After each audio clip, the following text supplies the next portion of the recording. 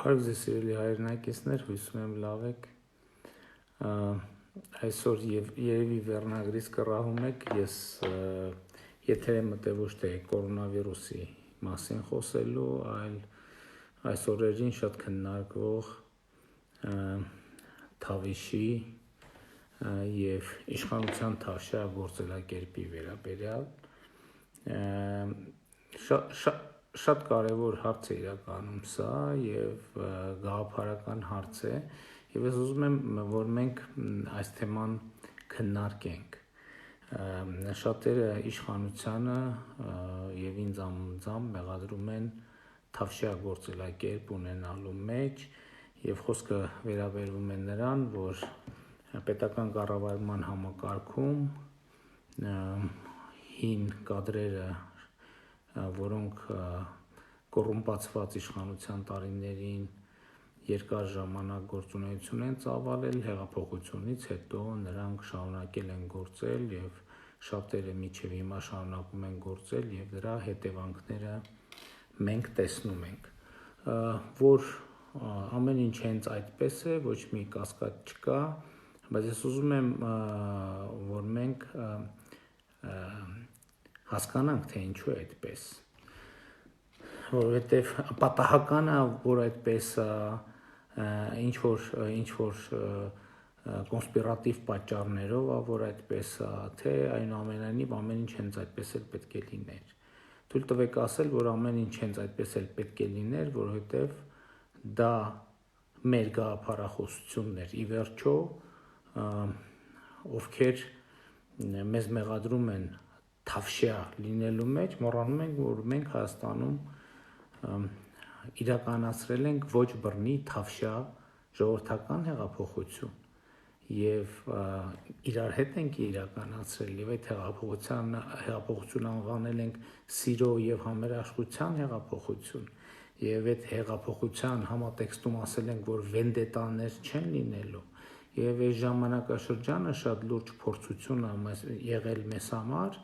պարզելու համար, թե ինչքանով ենք մենք ընդամենը բառեր ասում և ինչքանով ենք հավատում մեր ասած բառերին։ Ըստ էության, այո, Թավիշը և վենդետայի բացակայությունը մեր գաղափարախոսությունն է եղել և մեր գաղափարախոսությունը շարունակում է մնալ և այդպիսի գաղափարախոսությամբ երկիրը կառավարելու մանդատ մենք ստացել ենք ժողովրդից և այդ պարագայում բնական հարց է առաջանում, եթե հեղափոխությունից հետո այդ կադրային ջարդը պիտի չլիներ,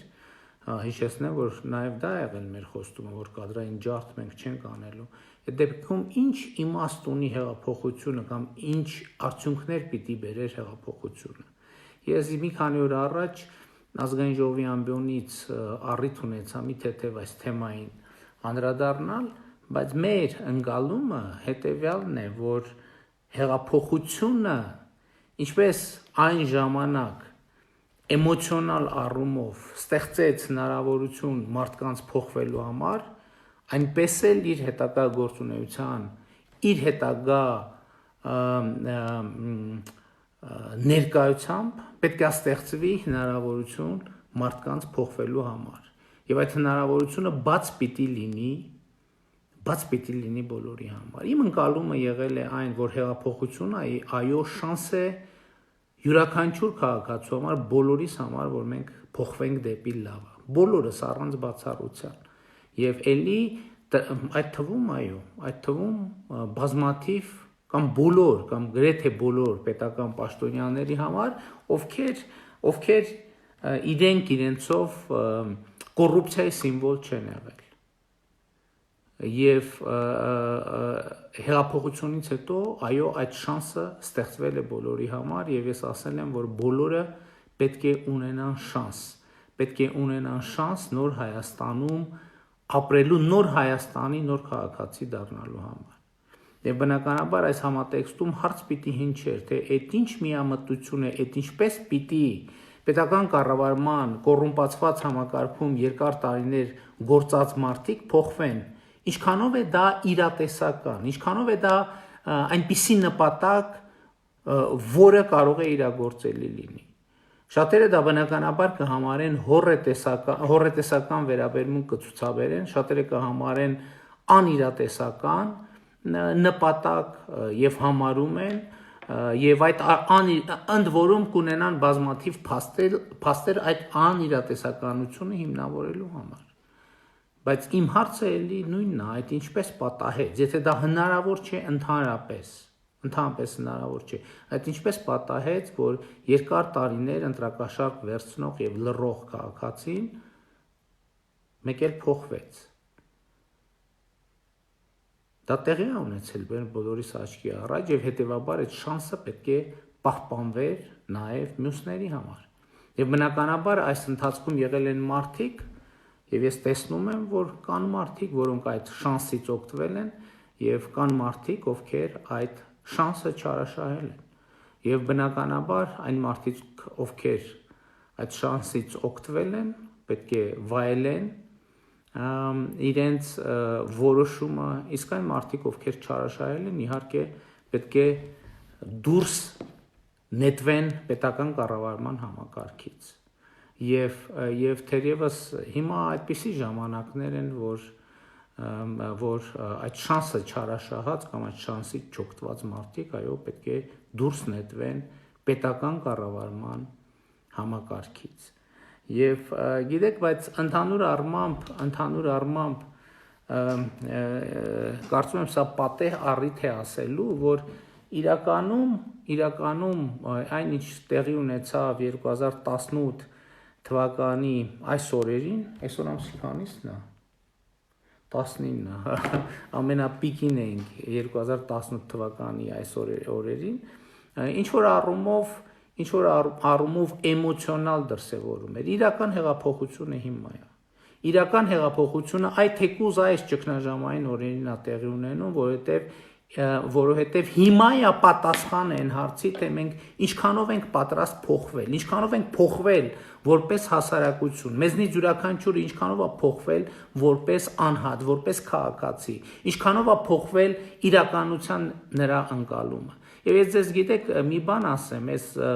արդեն 2 տարին է լրանում, որ ես Հայաստանի Հանրապետության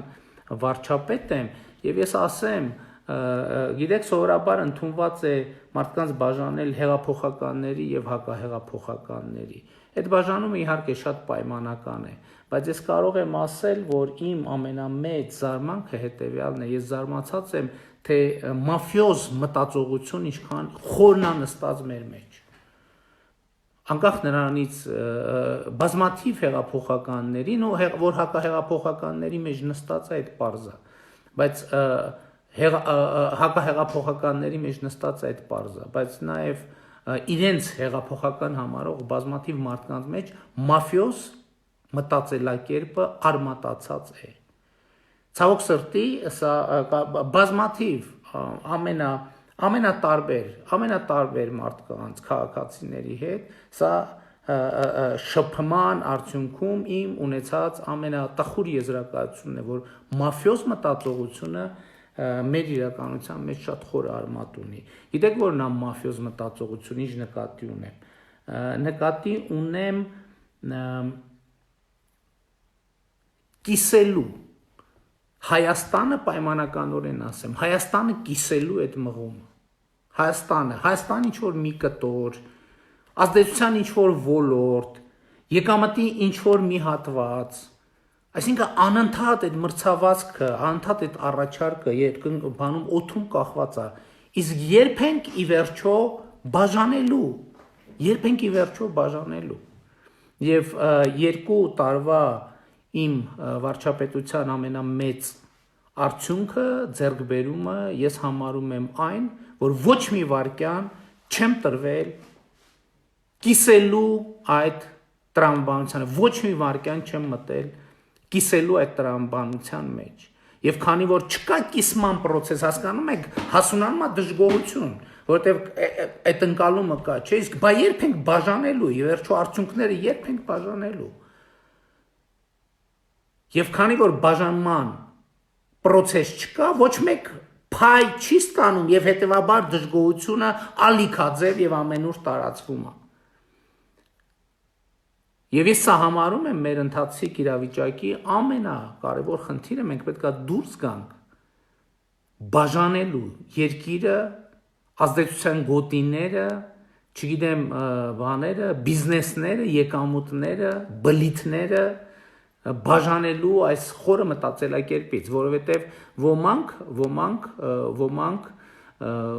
մտածում են այսպես, հեղափոխություններ ուրախացանք, անցավ գնաց, իսկ եկել արդեն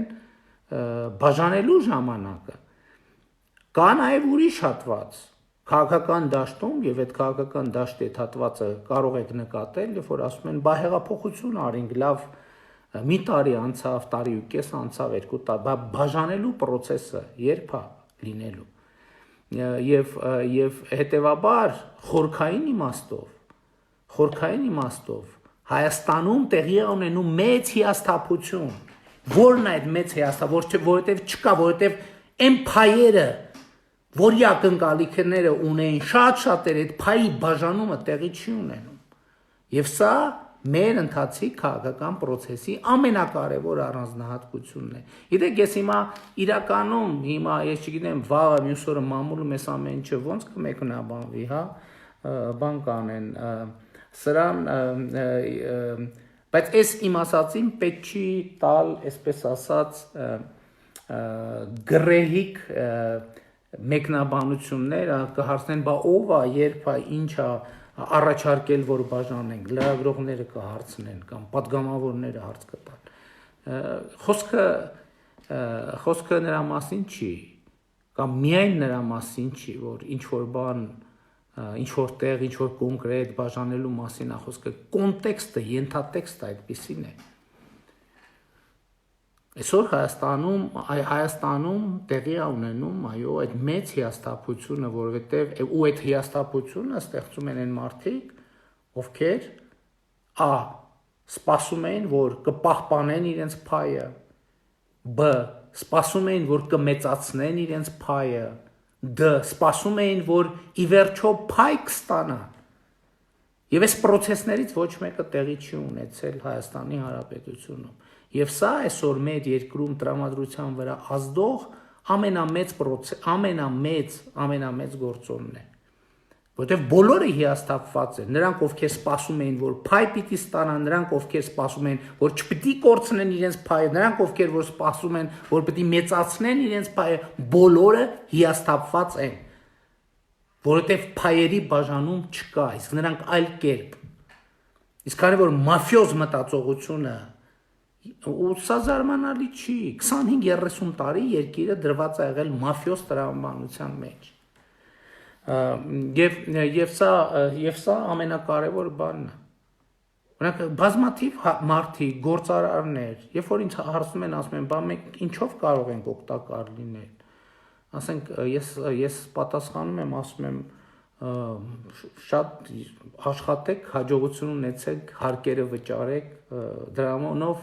շատ մեծ օգուտ բերած կդենք, ես այդ մարդկանց աչքերում հիասթափություն եմ տեսնում, հիասթափություն ուղղակի, իրանք ուզում են հասկանան, ես ձեռ եմ առնում իրանց, թե ձեռ չեմ առնում, երբ որ հասկանում են, որ ձեռ չեմ առնում, դա ավելի մեծ հիասթափություն է, որովհետև իրանք չգիտեն, այս պայմաններում բա ոնց է, երբ որ պարզ չի, թե ով ինչքան պետք է տա եւ ով ինչքան պիտի առնի, երբ որ պարզ է, որ արտոնություն գնելու հնարավորություն չկա, դա ամենամեծ հիասթափությունն է, որովհետև 30 տարի մեր երկրում եղել է կոնտեքստը մեկը, որակի նշան, թե ինչ արտոնություն ունես դու, դա է եղել կյանքի իմաստը, սոցիալական աստիճանը, կյանքից բավարարվածության մակարդակը, կյանքից բանը, դու ով ես այս երկրում հարցը կարող էր ունենալ կոնկրետ պատասխան, թե դու ինչ արտոնություն ունես, որն դու կարաս մարդ խփես, թե չես կարա, դու կարաս մարդ ծեծես, թե չես կարա, դու կարաս կաշառք վերցնես, թե չես կարա, դու կարաս ունեցված խլես, թե չես կարա, եթե դու այս ամեն ինչի հնարավորությունը չունես, դու զրո մարդ ես, այդ է եղել ընկալումը, իսկ հիմա դրա հնարավորությունը ոչ մեկ չունի, Եվ հետևաբար բոլորի մոտ հիասթափություն է, որովհետև կար խումբ, որ մտածում էր, որ ինքը կշարունակի այդ արտոնությունը պահել, որովհետև ոնց կլինի, որ իշխանությունը այդ ծառայությունը, իր ծառայությունը իշխանությանը պետք չլինի։ Կար խումբ, որ մտածում էր այն հին խմբին դուս կքշի ինքը այդ արտոնությունը կվերցնի, եւ հիմա ոչ նրա հույսն է արդարանում, ոչ էլ նրա հույսն է արդարանում։ Եվ այս առումով Եվ էսա տեղի ունենում մեր երկրում, սա մեծ հիասթափության պրոցես է տեղի ունենում մեր երկրում։ Եվ ես ուզում եմ նաև ներկայացնել, տեսեք, այսօր օրինակ շատ են ասում են ոնց կլինի, դա ոնց կլինի, վարչապետի հասցենի ինչ ասես գրում են, ինչ հայհոյանք, ամենավերջին բառերը մամուլում եւ այլնում, ինչի է դա տեղի ունենում, ժողովուրդ ջան, ինչի է դա տեղի ունենում։ Որտեղ ինչու օրինակ 18 թվից առաջ այդպիսի բան տեղի չի ունեցել, որտեղ գոյություն է ունեցել կառավարման ուրիշ համակարգ։ Ոնց է գործել կառավարման այդ համակարգը, որտեղ հայհոյողը ինչու չի հայհոյել պոտենցիալ, որտեղ իմացել է, որ կարող է իրան խփեն, բառից բուն իմաստով կրակեն, սպանեն։ Որտեղ այս երկիրը հոկտեմբերի 27-ը տեսել, այս երկիրը քաղաքական սպանություններ է տեսել։ Այս երկիրը սպանություններ է տեսել, երբ որ բոլորը իմացել են, թե ով է արել եւ ինչի համար եւ ոչ մի բան չի բացվել։ Իմացել են, որ հնարավոր է, որ ասենք պատժեսներում ծեծեն։ Բայց այսօր չկա դա։ Հա ու այս կառավարման համակարգն էլ ու վարչապետը ենթադրենք անձամբ չի գնացել ծեծել։ Ունեցել է բանդաներ, օլիգարխներ են եղել, օլիգարխները իրանց բանում, այդ շրջապատում, այսպես ասած, հանցավոր խմբեր են ունեցել, քուչայական հեղինակություններ են եղել, թաղային հեղինակություններ են եղել, իշխանությունը այդ բոլորին օգտագործել է, որպեսզի լռեցնի բոլորին, եւ դրա դիմաց արտոնություն է տվել։ Երբ որ պետք է եղել խփել են ենթադրաբար դրանց միջոցով, երբ որ վախեցնել է պետք եղել, վախեցրել են ենթադրաբար դրանց միջոցով եւ բնականաբար սրա դիմաց մարդկանց արտոնություն են տվել։ Հիմա այս համակարգ չկա։ Եվ բոլորը գիտեն, որ այսօր ոչ խփող է իշխանությունը, ոչ ծեծող է։ Եվ լկտիացել են։ Բայց հիմա լկտիացել են ինչի համար, որովհետև ուզում են իշխանությանը բանից հանեն, հունից հանեն։ Ուզում են, որ մենք սկսենք ծեծել, ուզում են, որ մենք սկսենք խփել։ Կամ առնվազն եթե չէ, ուզում են, որ ժողովուրդը բան անի, մտածի, որ այսօր այս թուլամորթ, անինքնասեր, անկամ իշխանությունը։ Եվ սկսի հիշել հին եւ բարի ժամանակները, երբ որ բան էին անում, կես բառ ասելու համար, կամ ով կես բառ կասեր, ծեծում էին, պատժեզներում, ծայրահեղ դեպքում նաեւ խփում էին։ Ինչպես է լրատվական դաշտը, ինչպես է կառավարվել։ Լրատվամիջոցների 99% եւ լրագրողների 70% իշխանությունից կոնկրետ փող է ստացել։ Դենց է կառավարվել։ Հիմա չի ստանում այդ փողը։ Եվ ամբողջ լրատվական դաշտը կատաղած է։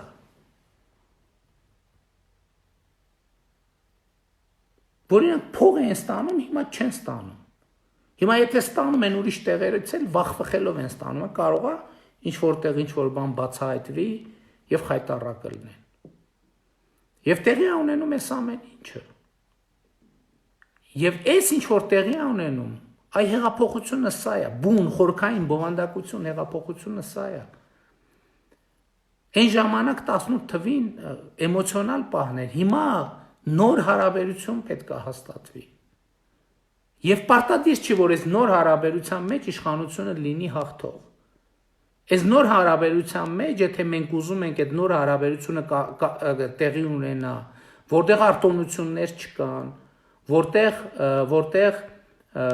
բռնություններ չկան, որտեղ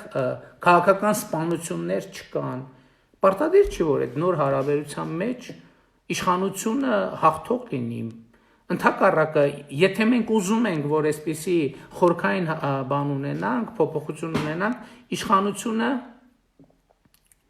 մեծ հավանականությամբ պետք է զոհ լինի։ ոչ թե հաղթող,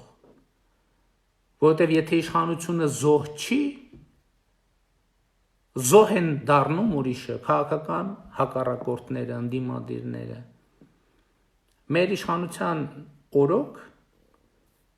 իմ վարչապետության օրոք, այդպես չի լինելու։ Դա ինչքան էլ վատ է, սա իհարկե ասում եմ, չի նշանակում, թե նրանք, ովքեր ստացան շանսը եւ չօգտագործեցին կամ սխալ օգտագործեցին, նրանք շարունակելու են վայելել այդ հնարավորությունը։ Իհարկե պետք է դրա ժամանակն էլ կգա եւ թերևս եկել է, որ իշխանության մեջ տեղի ունենան արդեն իրական զտումներ եւ դա կադրային ջարդ չի լինի։ Դա կլինի մարդը օգտագործել է իր ընտրված շանսը, թե չի օգտագործել։ Օգտագործել է, կեցցե չի օգտագործել, պետք է դուրս շպրտվի, պետք է դուրս նետվի։ Չարաշահել է թավիշը, պետք է դուրս շպրտվի, դեն նետվի։ Եվ այդ պրոցեսն էլ է թավշա լինելու։ Ես այս ամեն ինչի ասածը ինչ է, գիտեք, որովհետև անընդհատ մեղադրել են եւ ես զգացի, որ մի ինչ որ պահի բան եմ, մենք պաշտպանվում ենք, արդարանում ենք թավիշի համար եւ ես զգացի, որ ինչ որ պահի, դա ես չեմ հիշում երբեր, բայց մենք շատ եզրին ենք մոտենում։ Այո, թավիշա, որովհետև մենք իրար հետ ենք որոշել, ժողովուրդ ջան, որ թավիշա, մենք իրար հետ ենք որոշել, որ թավշա է հեղափոխությունը։ Թավիշը լավ է, թե վատ է։ Դա լավ է, որովհետև դա բերեց հեղափոխության 17, 16, դրանից առաջ լիքը մարդկային, չէ,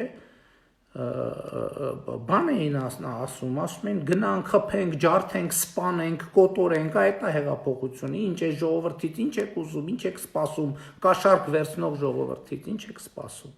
Բայց այդ թավիշը մեզ բերեց հաջողության։ Հիմա եթե դուք համարում եք, որ սխալ է տեղի ունեցել հաջողություն չի 2018 թվականին, էլի ձեր որոշելիքն է։ Ես մի բան եմ ուզում ասեմ, չգիտեմ, կարող եմ մի քիչ անհոյդաբար ստացվի ասածս, բայց խնդրում եմ հանկարծ չմտածեք, որ կոնկրետ ես երբևէ իշխանությունը բանդաներով, ուժային մեթոդներով եւ այլնով պետք է փորձեմ պաշտպանել։ Կապիցի, տենց բան ոնց է հնարավոր։ Ես Հայաստանում ես վարչապետ եմ եւ մենք իշխանություն ենք այնքան ժամանակ, ինչքան ժամանակ դուք դա ուզում եք։ Որ պահին դուք դա չուզենաք, հանկարծ չմտածեք, թե մենք բաներով, փող չունենք էլ, բանդաներով, բանդա չունենք էլ։ Հանկարծ չմտածեք, այսօր խոսում են մեր իշխանությունը հիմնված չի պետական ուժային ոչ մի լծակի վրա, բացարձակապես ոչ մի լծակի վրա։ Մեր իշխանությունը հենված է բացառապես թավիշի վրա, այսինքն թավշա հեղափոխության վրա, ձեր վստահության վրա։ Քանի կա այդ վստահությունը, վստահությունն իմիջիայլոց չի նշանակում, որ դուք մտածում եք, որ մենք իդեալական։ Իհարկե ոչ։ Ու իմիջայլոց բանն էլ, ես վերջին այդ խայտարակ բանը, այդ ուղի եթերի, այդ նախորդ տեխնիկական կադրերի բանը, որոշ ռեակցիաներ ինձ բան են անում, ինձ զարմացնում են, սովետական միության ժամանակ բան կար, չէ,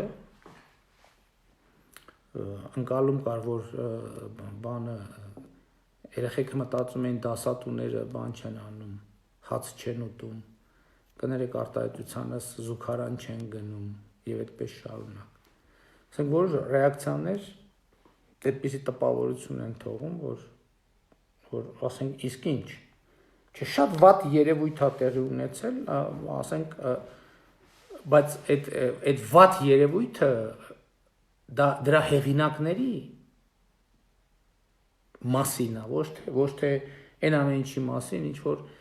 երևում է կադրում, որովհետև կադրում ինչ է երևում, կադրում երևում է սովորական աշխատանքային մի իրավիճակ, երբ որ խնդիր կա կարգաբերել սուֆլյորի արագությունը, որովհետև պետք է սուֆլյորի արագությունը հասկանանք ոնց են կարգավերում, որպեսզի իմ գրած տեքստը կարողանամ ճիշտ կարդամ, հանկարծ էկրանից ավելի արագ չփախնի, հետո կորցնենք եւ բան անենք, հա։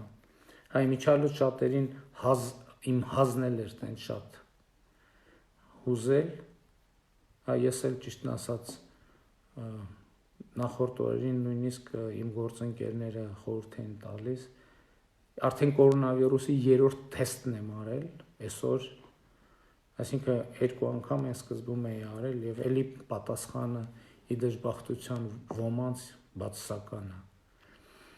եւ ուրախություն ինձ այդքանը էս է ուզում ասեի ժողովուրդ ինչու՞ է թավիշ, որովհետեւ մենք ենք իրար հետ որոշել, մենք որոշել ենք որ մենք թավշյա հեղափոխություն ա լինելու հակառակ դեպքում ասում եմ ոչ մի բան, այդ որ ասում են ատելության մթնոլորտ է իշխանությունը սերմանում։ Ասենք հեղափոխությունից հետո ոչ մի բան ասում եմ չեր խանգարում, հատ հենց հեղափոխության ժամանակ այդ մարդկանց տներից հանել եւ սամասուդ անել, բառից բուն իմաստով։ Ոչ մի բան չէր խանգարում։ Լացավ հիմի, հա, հետ եկավ։ Ոչ մի բան չէր խանգարում, չէ՞։ Մենք ատելություն տարածողն էինք, այսօրվա հող թել է դավադրությունն էլի։ Ոչ մի բան չէր խանգարում, չէ՞։ Կամ այսօր էլ չի խանգարում իմիջիալոց, այսօրվա հողորտացող թափթփուկներին բանի ենթարկել։ Սամասուդի ենթարկել։ Այն հեղափոխության ժամանակ նույնիսկ են 23-ից հետո որ ոչ իշխանություն էինք ֆորմալ, ոչ էլ արդեն հաստատ ընդդիմություն էինք, դες մեծ պատասխանատվություն էլ չկար։ Այդ ատելություն սերմանող ելնեինք,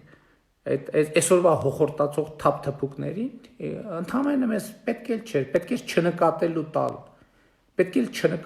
տալ։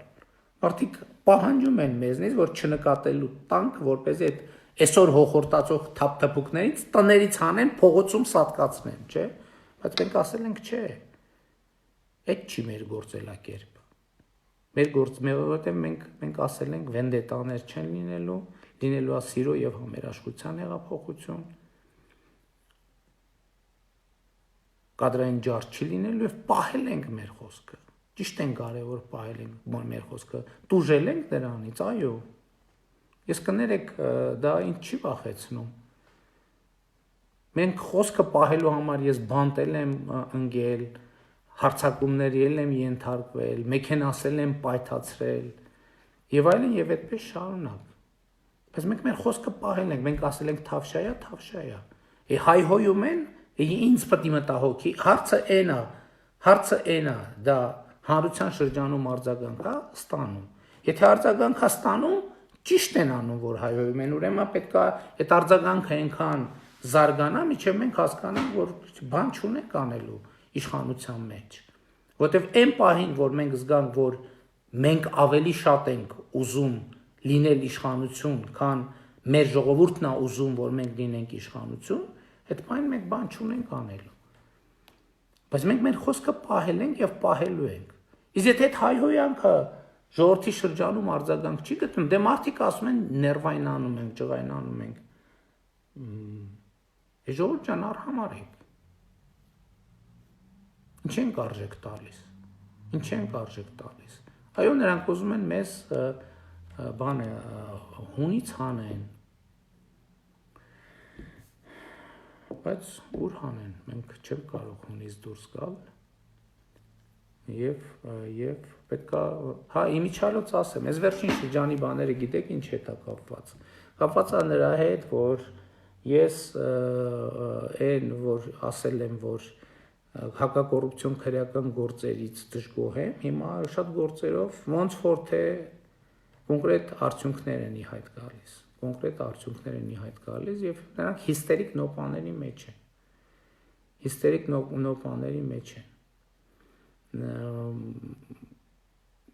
Ես չեմ ուզում մանրամասներ ասել եւ այդ ամեն ինչը համարում եմ հիստերիկ նոպա։ Այո, նրանք դեռ իշխանության ներսում էլ լիքը մարդ ունեն, իրավապահ համակարգում էլ լիքը մարդ ունեն։ Բայց ունեն, որովհետև մենք ասել ենք վենդետաներ չեն լինելու եւ շանս ենք տվել բոլորին, բայց հիմա այդ ժամանակը սպառվել է։ Վենդետաներ էլի չեն լինելու, կադրային ջարդ էլի չեն լինելու, բայց պետական կառավարման համակարգը ես դա անվանում եմ Սերժի մնացորդներ, Սերժի մնացորդներից պետքա մաքրվի։ Այդ միանշանակ է։ Եվ 2 տարվա իրանք այդ շանսը ու մեզ ոչ մեկ այլևս չի կարող մեղադրել, որովհետև այդ շանսը ունեցել են բոլորը, այդ շանսը ունեցել են բոլորը, չեն օգտագործել մեղքը իրենց վիզը, ու էլի ասում եմ, որևէ մեկը չմտածի, թե որևէ իրավիճակով, ճգնաժամով կամ որևէ բանով պայմանավորված մենք որևէ մեր հայտարարած նպատակի կես ճամփին կկանգնենք, տարբերակ չկա, հատ պատասխան են տալու ամեն գողացած կոպեկի համար եւ պետքա վերադարձնեն։ Հեսա բանն էլ կընդունվի, պետք է ապօրինի ձեռք բերված գույքի բռնագանձման մասին եւ գողացվածը, այդ օրենքի հետ էլա կապված է դատական օրենսգրքում փոփոխությունների հետ։ Հիմա գալիս է այդ վնգստացող դատավորների հերթն է գալիս, որոնք արդեն պետքա վեշերները հավաքեն։ Հեսա Սահմանադրական դատանի հերթը կգա, կորոնավիրուսային դատանի, որոնք փրկվեցին, այսինքն ժամանակ են շահում կորոնավիրուսի շնորհիվ։ Բոլորի հերթը գալու է եւ ես ընդհանրապես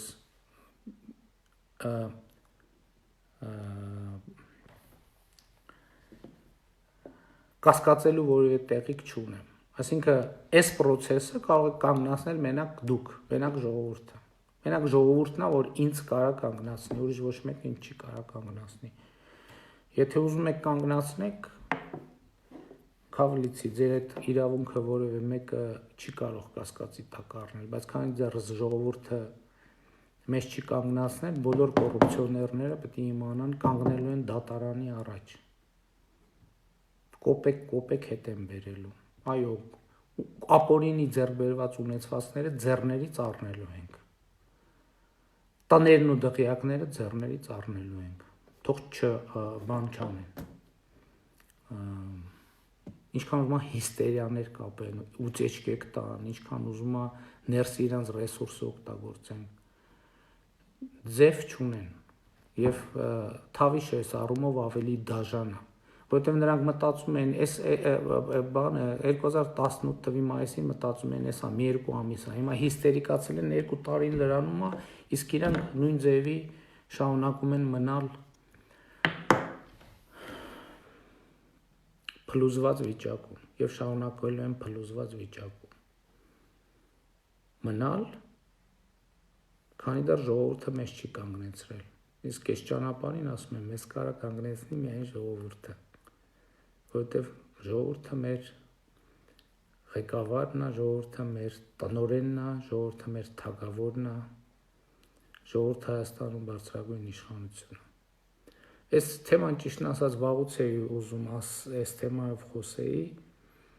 տենց ստացվեց առիթ այսօր եկավ, այսօր էլ կիրակի երեկո էր եւ աշխատանքային շաբաթը սկսելուց առաջ ուզեցա այս մտքերը կիսեմ ձեզ հետ։ Սիրում եմ բոլորիդ, հպարտանում եմ բոլորովդ, խոնարհվում եմ բոլորիդ առաջ եւ ծառայում եմ բոլորիդ Հայաստանի ժողովրդին, Արցախի ժողովրդին։ Դուխով ամենակարևորը։ ու մի ներվայնացեք ժողովուրդ, ամեն ինչ նորմալ է։